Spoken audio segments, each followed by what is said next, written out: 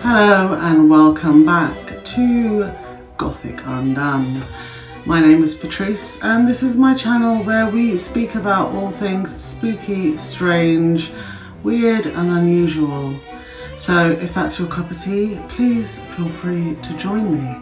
I try to post on like at least a bi-weekly basis, but sometimes it's a bit longer than that. Anyway, as it is officially spooky month, thankfully, but it's also, I found out, and I didn't know this, ashamed to say so, but I actually didn't know this, it's Caribbean Folklore month as well. And I found that very interesting because I've been learning about lots of different folklore. So in order to get with that and, understand more about different types of folklore, I've been doing a bit of research and come across these three stories that I found very interesting, and hopefully you will too. So with that being said, let's get on with today's video.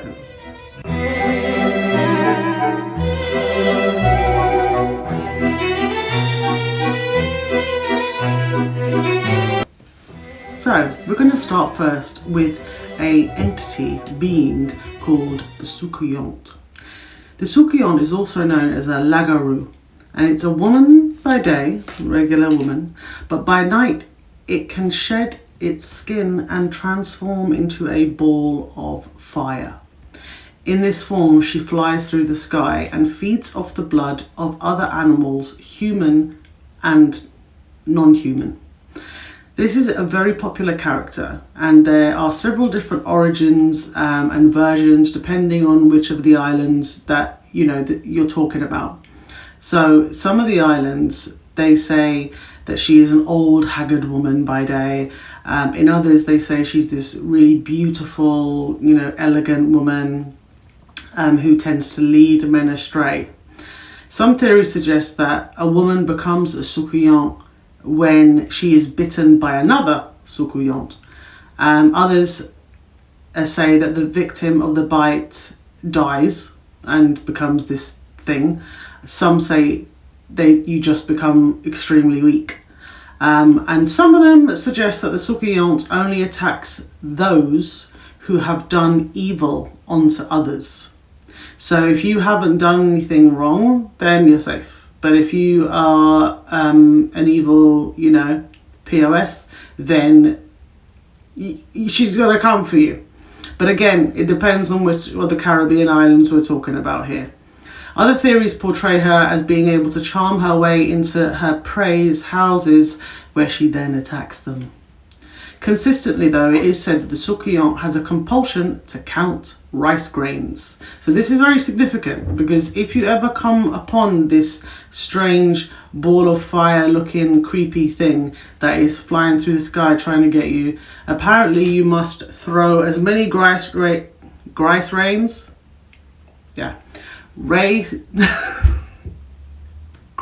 rice as you can in her path, and she will have to. There's a compulsion that she must pick each one up and count them. It's very OCD of her. She has OCD when it comes to rice. So that's something to know, and that's really good, which gives you enough time to escape. Now, if you really want to get rid of her, like for good, instead of just like running for your life, what you could do is try to go to find her skin. Because in other cultures, what they say is that in order to kill the spookiest, the only way you can do it is by finding its skin. And usually they shed their skin and they leave it hanging on a tree or at the base of a tree. So when you do that, you have to find the skin and you fill it with salt, because salt also maims the spookiest if it's flying around. But if you put loads of it within its skin, it can't get back in. Because you see, other cultures say that it doesn't go after those that have done evil. Again, right? So it depends on the island. Some say that she specifically goes after babies and little children. Whilst, others, like I said, state that the spookiest only goes after those who have done evil deeds onto others. So when you find the skin suit, I guess, in the trees, you kind of have to prevent it from getting back in. However, even though it can't get back into that skin, it will try to possess a skin of another. So yeah, it doesn't really seem to be any kind of win-win with this one. Sounds like. The next one that we're going to move on to is called a churel. So this one is from Guyanese folklore, so from Guyana, and I learnt of this one doing some research, specifically from a author and illustrator called Marsha Gomez Mackey, and I will put her website, her WordPress, in the description, because she writes quite a lot of stories and folklore from the Caribbean. It's called Caribbean Folklore Spotlight. And she's an illustrator and an author, and her illustrations are also very beautiful. And that's where I learned quite a lot about the churel. So in the churel in folklore, in Guyanese folklore, the churel is a tragic and fearsome spirit of East Indian woman who died during childbirth or while pregnant. She is often depicted as a vengeful, sorrowful ghost that haunts pregnant women and newborns out of grief and jealousy of her lost child. So, she goes about mourning the loss of her baby. This story, even though not the same, but it reminded me a bit of La Llorona, where she, in a kind of fit of rage and jealousy, murders her own children, and then realizes, what have I done, and is like tormented by the idea, and then unalives herself, and is now said to be kind of looking for her own children in the afterlife as a punishment everywhere she goes, which is doesn't sound great, but this one is different because it's said to be that this was something that she couldn't help. So it was, either that somebody unalived her, she unalived herself, or she lost her baby in childbirth. So she's very vengeful, sorrowful, and haunts pregnant women and newborns out of grief and jealousy. The spirit is said to wail like a cat and can be associated with historical themes of abuse and injustice, which would make sense given her tale. Okay, now this is directly from Marsha Gomez Mackey. A churel is the ghost of a woman who died during childbirth or while pregnant. She is in eternal grief from losing her child and walks around at night. A figure in white with long, unkempt, dark hair, wailing for her baby.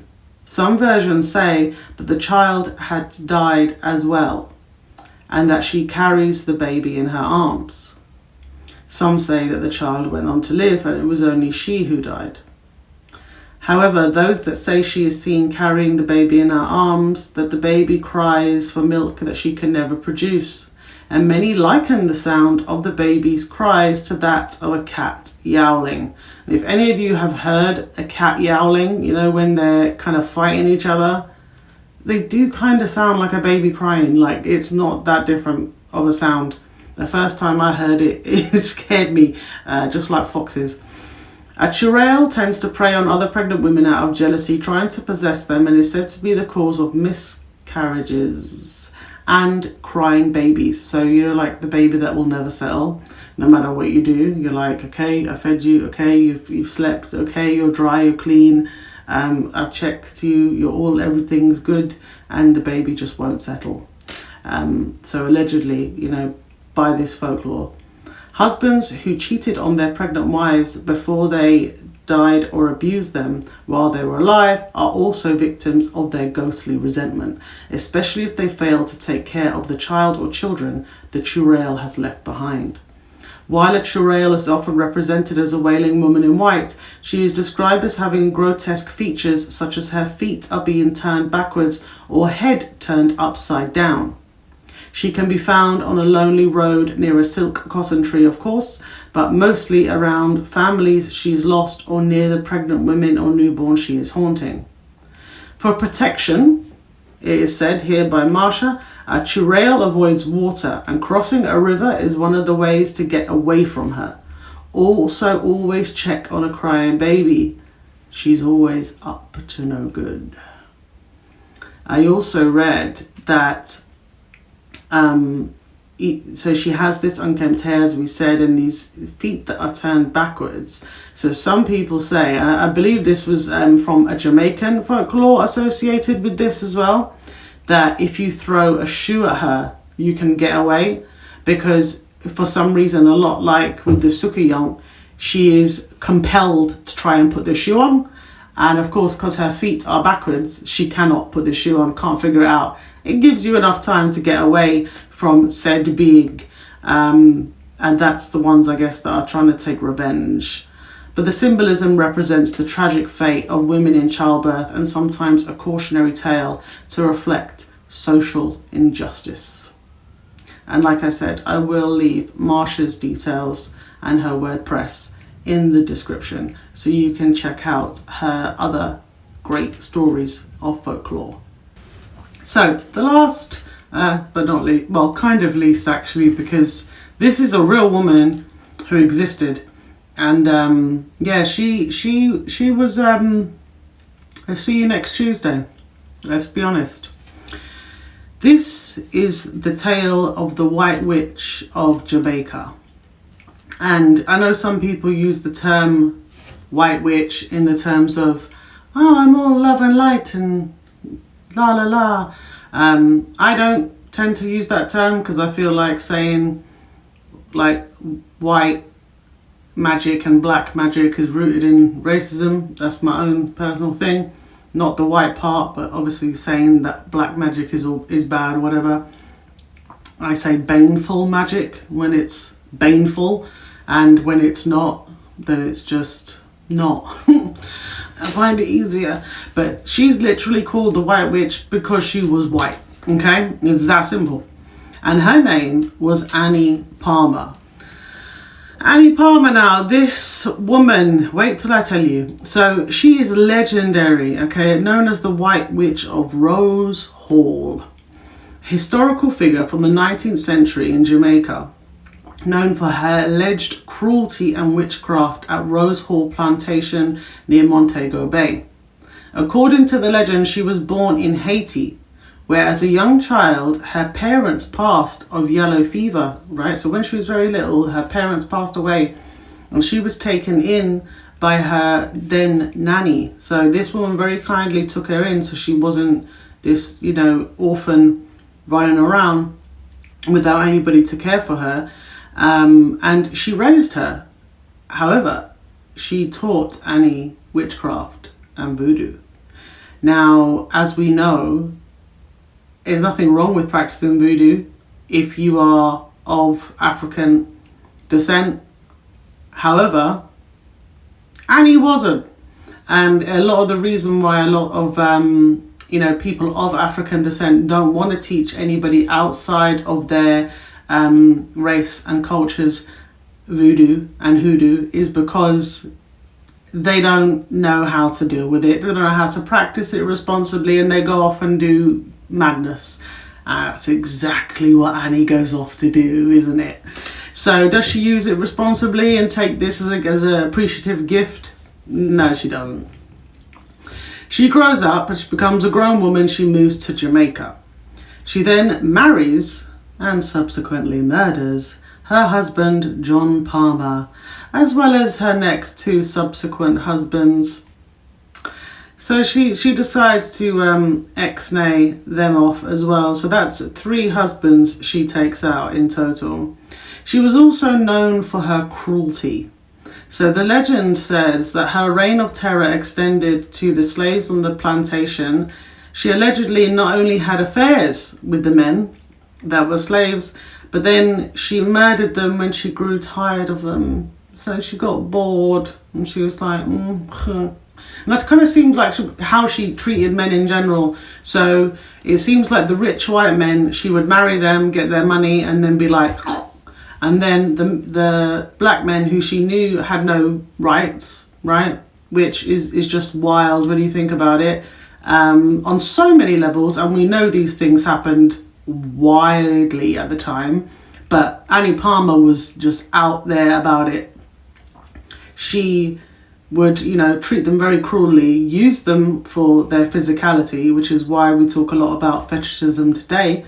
And then she would just kill them and she was done, you know, which, you know, I'm not even gonna go into that because we'll be here all day.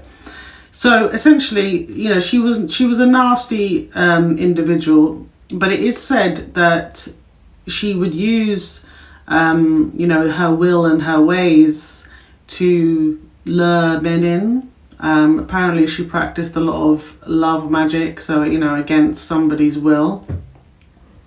And eventually she herself was murdered, because it is said that her death came at the hands of a slave named Taku, who murdered her after she cursed his intended son-in-law, but in another version it's his child. So she went around, you know, again, trifling in business she had no business trifling in. And what ended up happening is that this man took the law into his own hands and said, enough of you, woman. Because she did literally get away with murder multiple times. Who knows how many times when it comes to slaves. With husbands, it was 3. So we know that she's a serial killer. She's got at least 3 under her belt, and no doubt many, many more. The legend of the White Witch has made Rose Hall a famous haunted site and a popular tourist destination, with her story featured in books, songs, and cultural works. While the legend is widely known, some historical accounts suggest that the story is a fusion of different stories and details. Historical records indicate that a woman named Annie Mary Patterson married a John Rose Palmer in 1820, and that Rose Hall estate was passed down to him from his grand uncle, whose wife died in 1790. The true extent of Annie Palmer's actions is unknown, but the legend of the White Witch persists. So, some may say that maybe she wasn't as evil as some believed, but I kind of say she probably was. And yeah, people obviously can go and visit Rose Hall, and they can visit as well, you know, where she's buried. She's got like, I'll put a picture up of it. So that's her burial site as well. And like I said, she's a very famous tourist attraction because of her witchcraftery, but mainly also because of all the ghosts that apparently Annie Palmer created because of all the people that she unalived. So that is our 3 Caribbean folklores. 1 being partial folklore and, or, you know, of Jamaica, but also being a real historical person, and the other 2 being folklore creatures that are from different Caribbean islands where their story kind of changes depending on which island you're speaking about. But I found these very interesting. As you know, anyone who's watched any of my videos, I love folklore, you know, spooky folklore and legend and history of other cultures as well as my own culture. I find very, very interesting, and always make it my business to get involved in anything spooky, to learn about it, because I really love learning about things like that. So that will be all for today, my friends. So we will join hands again on this spooky month, I believe later this week, as I have something in store which may be a little bit longer. I have a spooky itch that I need to scratch, and I'm gonna have to do it in the form of a YouTube video. So I hope you join me for that so we can get spookified together. But in the meantime, do stay safe, stay spooky, and I'll see you when we return. Bye.